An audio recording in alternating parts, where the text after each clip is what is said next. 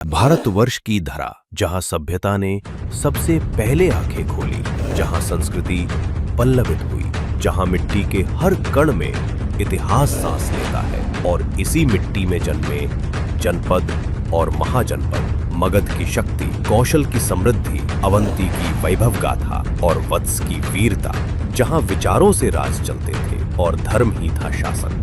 फिर से खुलेंगे भारतवर्ष की गौरवशाली इतिहास के पन्ने, और सामने आएगा वो युग जब भारतवर्ष केवल एक भूमि नहीं बल्कि एक विचार था। यहीं से विश्व में सभ्यता और संस्कृति का विस्तार हुआ।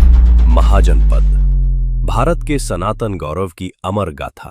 मगध की ख्याति, मगध का शौर्य और मगध के शासकों की वीरता की कथाएं हमें उस काल के वैभव का आभास कराती है। शक्तिशाली मगध राज्य की गाथा कमोबेश उतनी ही प्राचीन है जितना भारत का इतिहास। मगध की महिमा का वर्णन अनेक धार्मिक ग्रंथों और ऐतिहासिक अभिलेखों में मिलता है। विशेषकर महाभारत में भी मगध का उल्लेख है। मगध शासकों के शौर्य और ऋषियों की वाणी ने एक अद्भुत और अकल्प सभ्यता का निर्माण किया। वेदों और पुराणों में तो इसकी झलक मिलती ही है, पर महाभारत में यह एक जीवंत राज्य के रूप में सामने आता है, जहां राजगृह उसकी राजधानी थी और शासन था एक पराक्रमी परंतु अहंकारी राजा जरासंध का। इस एपिसोड में हम देखेंगे मगध के महाभारत कालीन इतिहास को, जहां उसके राजा बृहद्रथ एक ऋषि से पुत्र का वरदान मांगते हैं तो उन्हें विचित्र संतान प्राप्त होती है। किस राक्षस के कारण बृहद्रथ के पुत्र का नाम जरासंध पड़ा, जरासंध का राज, उसका अंत और उसके बाद का मगध। आइए देखते हैं महाजनपद मगध का दूसरा एपिसोड। मगध की महिमा का वर्णन किसी प्रसंग विशेष, अभिलेखों के प्रमाण या फिर ऐतिहासिक साक्ष्यों से पूर्ण नहीं होता। राजगृह से पाटलिपुत्र तक और जरासंध से लेकर अशोक महान तक मगध के विकास की गाथा के जिस बिंदु को छुएं, उस बिंदु से एक वृहद दस्तावेज तैयार किया जा सकता है। जब महाभारत कालीन मगध की चर्चा की जाती है तो जिसका आरंभ होता है किंवदंती से, जिसमें असुर राज त्रिपुरासुर को मगध का प्रथम शक्तिशाली राजा माना गया है। लेकिन विस्तृत तथ्यों के आधार पर माना जाता है कि मगध का प्रथम राजवंश कुरुवंश ही था, जिसकी स्थापना चेदिराज उपरिचर के वसु के प्रतापी पुत्र वृत्रद्रथ ने की थी। अतः मगध के राजनीतिक विकास की वास्तविक यात्रा महाभारत काल से ही आरंभ मानी जाती है। महाभारत काल में जितने भी राजवंश हुए हैं उनमें से अधिकांश चंद्रवंशी थे और कुरुओं के साथ उनके या तो रक्त संबंध थे या फिर वैवाहिक संबंध। महाभारत कालीन मगध का जो उल्लेख हमें मिलता है उसमें जरासंध को मगध का राजा बताया गया है। जरासंध असाधारण पराक्रमी और नीतिज्ञ राजा था। उसका साम्राज्य उत्तर में गंगा के पार, दक्षिण में विंध्याचल तक और पश्चिम में हस्तिनापुर की सीमाओं तक फैला हुआ था। जरासंध की महत्वाकांक्षा अपार थी। वह केवल मगध का राजा नहीं रहना चाहता था, अपितु संपूर्ण आर्यावर्त का सम्राट बनना चाहता था। उसने अनेक जनपदों पर अधिकार किया, असंख्य राजाओं को अपने अधीन कर लिया।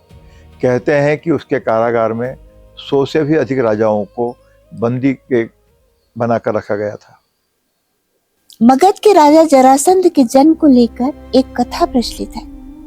कहा जाता है कि जरासंध का जन्म 2 माताओं से हुआ। मगध के राजा बृहद्रथ ने काशी राजा की 2 सुंदर पुत्रियों से विवाह किया था। उसने अपनी दोनों पत्नियों से वादा किया था कि वह उन दोनों के साथ समान व्यवहार करेंगे और कभी भी एक को दूसरे से अधिक महत्व नहीं देंगे।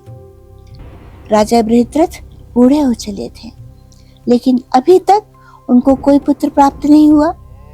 इसके लिए उन्होंने बहुत दान पुण्य और यज्ञ किए, लेकिन कोई लाभ नहीं हुआ। एक बार महान ऋषि चंद्रकौशिक मगध पधारे। बृहद्रथ को उनके मगध में पहुंचने की सूचना मिली तो वे अपनी दोनों रानियों के साथ ऋषि चंद्रकौशिक के पास पहुंचे। वे एक आम के पेड़ के नीचे बैठे थे। राजा ने उनको प्रणाम किया और उनसे एक पुत्र की कामना की और वरदान मांगा। ऋषि चंद्र कौशिक ने आम के एक फल को अभिमंत्रित किया और राजा बृहद्रथ को दे दिया। वे फल लेकर अपने महल में लौटा।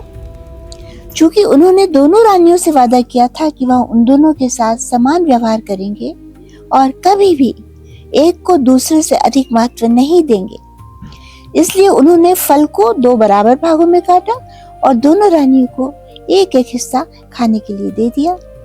जरासंध का जन्म एक असाधारण घटना थी। राजा बृहद्रथ ने अपनी दोनों रानियों को ऋषि चंद्र कौशिक द्वारा दिए गए अभिमंत्रित आम को बराबर बराबर बांट दिया था। फल को खाने के बाद दोनों रानियां गर्भवती हो गई। राजा बहुत खुश था कि उसने कहाँ एक पुत्र की कामना की थी और यहाँ तो उनकी दोनों रानियां गर्भवती हैं। गर्भावस्था का समय पूर्ण होने पर दोनों रानियों ने एक एक पुत्र को जन्म दिया, लेकिन आधे आधे। शरीर के आधे हिस्से में एक आंख, एक हाथ, एक पैर, आधा पेट और आधा मुंह था। इस तरह भयावह बच्चे को देखकर हर कोई सहम गया। राजा और उनकी दोनों रानियों के सिर पर दुख का पहाड़ टूट पड़ा था। राजा ने उन दोनों टुकड़ों को फेंक देने का निश्चय किया। हालांकि दोनों जीवित अवस्था में थे। उन्होंने अपनी दासियों को आदेश दिया कि वे दोनों को जंगल में फेंक आए। राजा के आदेश का पालन किया गया। जंगल से जरा नाम की एक राक्षसी गुजर रही थी। उसने उन दोनों आधे बच्चों को देखा जो अभी भी जीवित अवस्था में थे। उसने एक को अपने दाएं हाथ में उठाया और दूसरों को बाएं हाथ में। जैसे ही उसने दोनों को एक दूसरे के पास लाया, वे दोनों टुकड़े जुड़ गए। इसी वजह से उसका नाम जरासंध पड़ा। जरा राक्षसी ने उसे राजा बृहद्रथ को सौंप दिया। जरासंध एक क्रूर अहंकारी राजा बना। वह चक्रवर्ती सम्राट बनने की महत्वाकांक्षा पाले हुए था। इसके लिए उसने बहुत से राजाओं को अपने कारागार में कैद करके रखा। चक्रवर्ती सम्राट बनने के लिए वह 101 राजाओं की बलि देकर महादेव को प्रसन्न करना चाहता था। यही वजह है कि राजाओं को पराजित करने के उपरांत वह उन्हें मारता नहीं, बल्कि जिंदा ही बंदी बनाकर रखता था। इतिहास इस बात का प्रमाण है कि जब जब अत्याचार और अनाचार बढ़ता है, तब तब नियति का संतुलन उसे समाप्त करता है। गयासुर यज्ञ के पश्चात पवित्रता की ओर चल पड़ी एक अनार्य एवं अपुण्य भूमि मगध को दूषित करने वाले जरासंध का नाश कर सम्राट युधिष्ठिर ने मगध को पुण्य मार्ग दिखाया था। जरासंध और भीम के मध्य मल्ल युद्ध कई दिनों तक चला। मगध की धरती कांप उठी। राजगृह की पहाड़ियां गूंजने लगी। भीम और जरासंध दोनों असाधारण बलशाली थे। भीम जरासंध के शरीर को चीरकर 2 भागों में बांट देते थे, लेकिन दोनों भाग दोबारा जुड़ जाते थे। भीम के लिए जरासंध को पराजित करना कठिन हो गया था।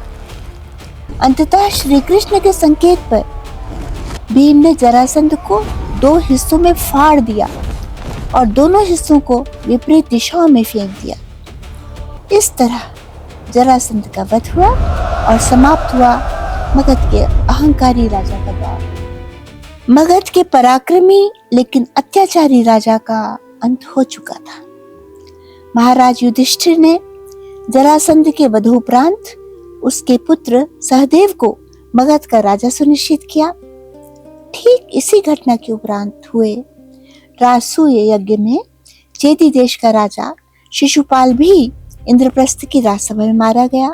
अतः मगध की पश्चिमी सीमाओं से अपनी पूर्वी सीमाएं साझा करने वाले चेदी देश को भी शिशुपाल के पुत्र धृष्टकेतु के रूप में नवीन राजा प्राप्त हुआ।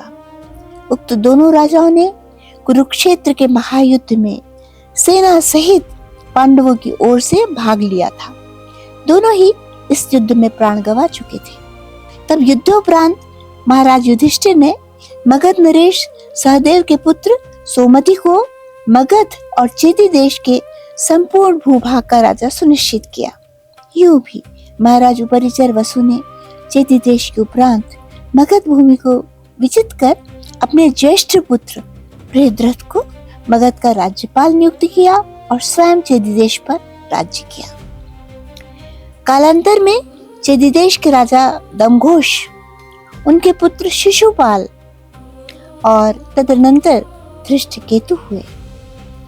उधर मगध के राजा जरासंध और सहदेव हुए। यूं देखा जाए तो चेदिदेश और मगध के संपूर्ण भूभाग पर महाराज वसु का ही अधिकार था। यहाँ उल्लेखनीय है कि यह युग भारत में राजनीतिक एकता की भावना के बीज बोने वाला युग था। मगध की भूमि ने महाभारत के घटनाक्रम को कई बार प्रभावित किया। मगध का यह काल भारत के लिए एक संक्रमण युग था, जहाँ बल से शासन करने वाले राजाओं की जगह अब नीति और संगठन पर आधारित राज सत्ता का जन्म हो रहा था। जरासंध के पश्चात मगध का शासन उसके पुत्र सहदेव ने संभाला। सहदेव युधिष्ठिर के राजसूय यज्ञ में सम्मिलित हुआ। इस तरह मगध ने पहली बार हस्तिनापुर के प्रति अपनी निष्ठा को प्रकट किया। यहीं से मगध और आर्यावर्त के राजनीतिक संबंधों की एक नई नींव रखी गई। जरासंध के पतन ने पांडवों के यज्ञ का मार्ग प्रशस्त किया, जबकि बाद में यही क्षेत्र युधिष्ठिर की साम्राज्य सीमा में सम्मिलित हुआ। महाभारत के कई वीर जैसे कर्ण, शल्य और जयद्रथ मगध से जुड़े हुए माने जाते थे।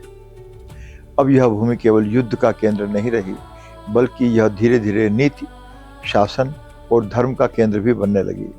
यह क्षेत्र युद्ध में सैनिक सहायता देने, रथ निर्माण और धातुओं के शस्त्र निर्माण के लिए प्रसिद्ध था। कहा जाता है कि महाभारत का युद्ध समाप्त होने के बाद जब धर्मराज युधिष्ठिर ने भारत को पुनः व्यवस्थित किया, तब मगध को एक प्रमुख प्रशासनिक इकाई के रूप में मान्यता दी गई थी। मगध के संपूर्ण भूभाग पर अपना अधिकार रखने वाले महाराज वसु का राजवंश जब समाप्त हुआ, तब उनका अंतिम वंशज रिपुंजय उज्जयिनी से अवंती, चेदी और मगध के भूभाग पर राज्य कर रहा था और मागधी जाति के नायक भट्टिय इस शासन तले मगध का सफलतापूर्वक संचालन कर रहे थे। सन 550 ईसा पूर्व में रिपुंजय के महामात्य पुनिक ने विद्रोह कर महाराज की हत्या कर दी और अपने पुत्र चंड प्रद्योत महासेन को नया राजा घोषित कर दिया और प्रद्योत राजवंश की नींव डाली। ये कथाएं हमें बताती हैं कि महाभारत कालीन मगध केवल एक राज्य नहीं था, यह उस आदर्श राज्य का प्रारूप था जिसने भारत के राजनीतिक, सांस्कृतिक और आध्यात्मिक भविष्य को आकार दिया। जब हम मगध की इस कथा को सुनते हैं तो यह हमें केवल इतिहास नहीं सुनाती, यह हमें बताती है कि शक्ति और नीति, धर्म और राजनीति, युद्ध और शांति, ये सब उसी भूमि से जन्मे जिसने कभी जरासंध जैसे योद्धा को जन्म दिया और आगे चलकर अशोक जैसे चक्रवर्ती सम्राट को भी। यही है मगध की आत्मा जो युगों से भारत की मिट्टी में गूंज रही है, कभी गर्जना के रूप में तो कभी ध्यान की शांति के रूप में। इस एपिसोड में हमने वैदिक साहित्य से लेकर महाभारत तक के कालखंड में मगध के उल्लेखों के बारे में जाना, मगध की प्राचीनता, उसके उभरते और महाभारत कालीन जरासंध जैसे अहंकारी राजा, उसके अहंकार के साथ उसके वध की कहानी देखी। जरासंध के बाद मगध के भविष्य और मगध के एक नए युग की शुरुआत की आहट को महसूस किया। आने वाले एपिसोड में हम गहराई से जानेंगे 600 ईसा पूर्व के बुद्धकालीन मगध के बारे में, किस तरह यह राज्य राजनीतिक, सांस्कृतिक और धार्मिक दृष्टि से उभर रहा था और समाज में उस समय के जीवन का स्वरूप कैसा था। साथ ही देखेंगे बिंबिसार के शासन और मगध की सत्ता की चुनौतियां, अजात शत्रु की भूमिका और बुद्धकालीन मगध का समृद्ध इतिहास। तो देखते रहिए महाजनपद मगध।